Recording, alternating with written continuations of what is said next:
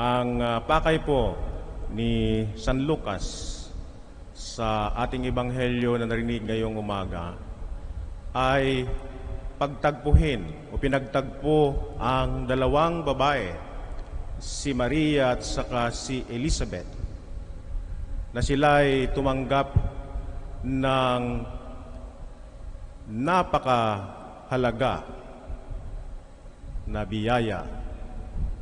Si Elizabeth ay nagbuntis kay San Juan Bautista na siyang mag-aanunsyo ng pagdating ng tagapagtubos. Si Maria naman ay magbubuntis ayon sa pananalita ng anghel ng anak ng Diyos na si Jesus. Sila'y nagsama sapagkat gusto nilang ibahagi sa isa't isa ang magandang balita. Kaya nga, sabi ni Elizabeth, pagkarinig ko ng iyong bati, ay naggagalaw sa tuwa ang sanggol sa aking tiyan. Nakilala ni Juan ang tagapagtubos, bagabat siya'y nasa sinapupunan pa ng kanyang ina. Natuwa at nagalak ang bata dahil tinupad ng Diyos ang kanyang pangako sa magitan ng kanyang anak na si Jesus.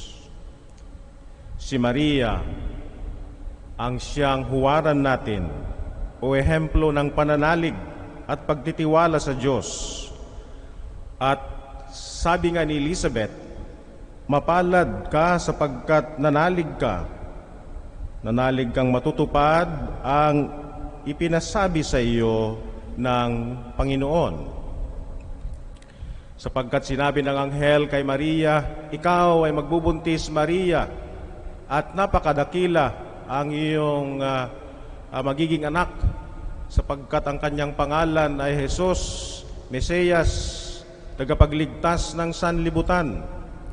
Nagalumihanan si Maria sapagkat sabi niya, paano mangyayari ito? Wala pa naman akong asawa. Huwag kang matakot, Maria, sapagkat sa magitan ng kapangyarihan ng Espiritu Santo na ikaw ay magbuntis. Bagamat hindi lubos-lubos na naintindihan ni Maria ang mga pangyayari, sinabi niya, ako'y alipin ng Panginoon, mangyari sa akin ang iyong sinabi. I am the handmaid of the Lord, let it be done to me according to your word. As they say, Mary would not have conceived unless she believed. Marami pong mga ibang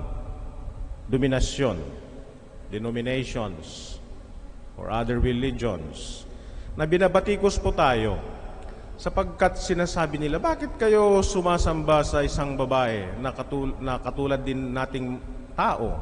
Hindi naman sa Diyos. It is idolatry. You're worshiping somebody who is only a human being like us. Hindi po natin siya sinasamba. Siya po'y pinaparangalan natin dahil sa kanyang pagtugon sa kagustuhan ng Diyos. Tayo natubos sa kasalanan at kamatayan sa pamamagitan ng kanyang pagsang-ayon sa kagustuhan ng Diyos. Sapagkat kung hindi natin po siya parangalan, pwede nating ihalintulad o pwede nating ihambing ang ating mga sarili sa isang babae o nobya o girlfriend ng isang lalaki. Sabi niya, ako'y sasang-ayon sa iyo na papakasal sa iyo. I'm ready and willing to marry you on one condition, na hindi ko pwedeng mahalin ang iyong nanay. I love you very much. I pledge my whole life to you. I'm ready and willing to to marry you and live the rest of my life with you. But there is one condition, I cannot love your mother. Pwede ba iyon? Hindi po pwede. Sapagkat kung mahal niya ang kanyang mapapangasawa, mamahalin niya rin ang nanay ng kanyang mapapangasawa. Gayunon po tayo mga Kristiyano, mga binyagan. Kung mahal po natin si Kristo, dapat mahalin din po natin ang kanyang ina na siyang nagdalang tao sa kanya at siyang sumang-ayon sa kagustuhan ng Diyos upang tayo'y matubos.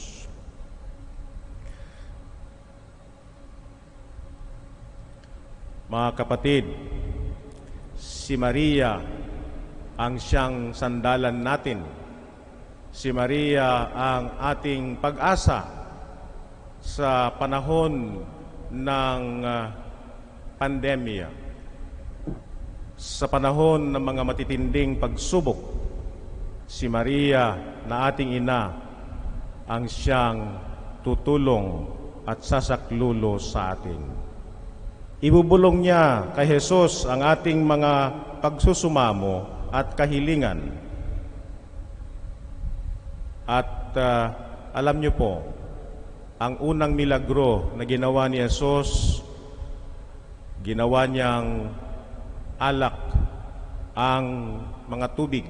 Ang tubig ay dahil sa tulong ng ating inang Birhen.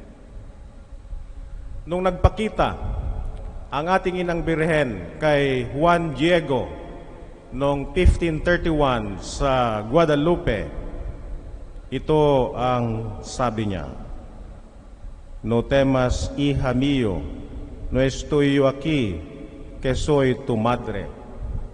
Don't be afraid, my son. Am I not here, who am your mother? Que va a pasar ahora, nada no te preocupas, no estoy yo aquí, que soy tu madre." What's going to happen now? Nothing. Don't worry. I am here, right? Mom's here, or your mother is here. Sa ating ebanghelyo ngayong umaga, sinasabi na narito ang ating inang Birhen. Siya ang tutulong sa atin. There's nothing to worry because Mary is our mother. And so, my dear brothers and sisters, let us pray for the increase of faith na sana'y kagaya ng ating inang Birhen, dadagdagan din ng Panginoong Diyos ang ating pananalig sa Kanya. But how can we picture, paano natin may isasalarawan ang pagtitiwala o pananalig sa Diyos? Meron pong isang kwento. Ang tatay at ang kanyang anak ay they were crossing a river, and the current was very strong, at natakot ang anak at sabi niya ng tatay, "Huwag kang matakot anak, kakapit ka lamang sa akin at hindi ka mapapahamak, hindi ka matatangay ng malakas na agos." Pero anong sabi ng bata? "Itay, hindi ako ang kakapit sa iyo, kundi ikaw ang hawak sa akin. Hawakan ninyo po ang aking kamay, sapagkat sigurado po na hindi niyo ako bibitawan kahit anuman ang mangyari." Tama po, sapagkat ayon kay Propeta Isaias, ito ang sinabi ng Panginoon, "For I am the Lord your God, who grasp your right hand.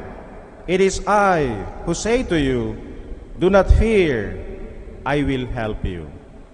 Yes, do not fear, I will help you. Ako'y sa inyo, huwag kang matakot.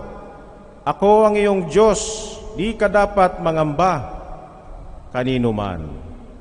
Palalakasin kita at tutulungan, lingatan at ililigtas. Ako si Yahweh na iyong Diyos at siyang nagpapalakas sa inyo.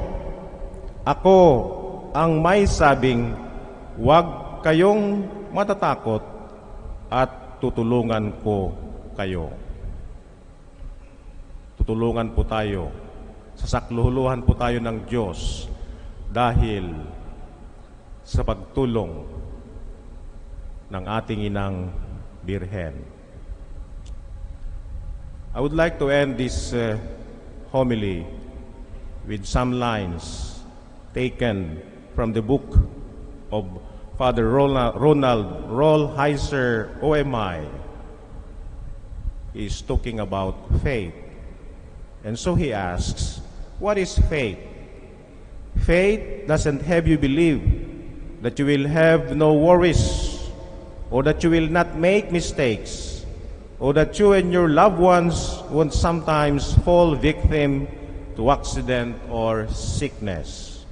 What faith gives you is the assurance that God is good, that God can be trusted, that God won't forget you, and that despite any indication to the contrary, God is still solidly in charge of this universe.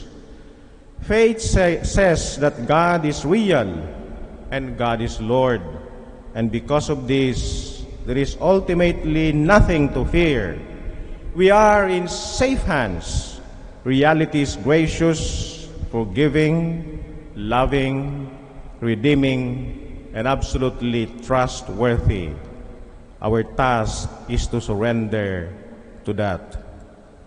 Wala tayong dapat katatakutan, sapagkat sa sulat ni San Pablo sa mga taga-Kolosas, sinabi niya, si Kristo ang larawan ng Diyos na di nakikita, at siyang may kapangyarihan sa lahat ng nilikha. Lahat ay nilikha ng Diyos sa pamamagitan niya at para sa Kanya. Siya'y una sa lahat at sa Kanya nasasalalay ang kaayusan ng lahat ng bagay. Sa magitan ni Maria, wala tayong katatakutan sapagkat sa ating debosyon kay Maria, tayo'y ilalapit sa Panginoong Hesukristo. At ayon sa sulat ni San Pablo sa mga taga-Kolosas, siya'y una sa lahat at sa Kanya nasasalalay ang kaayusan ng lahat ng bagay.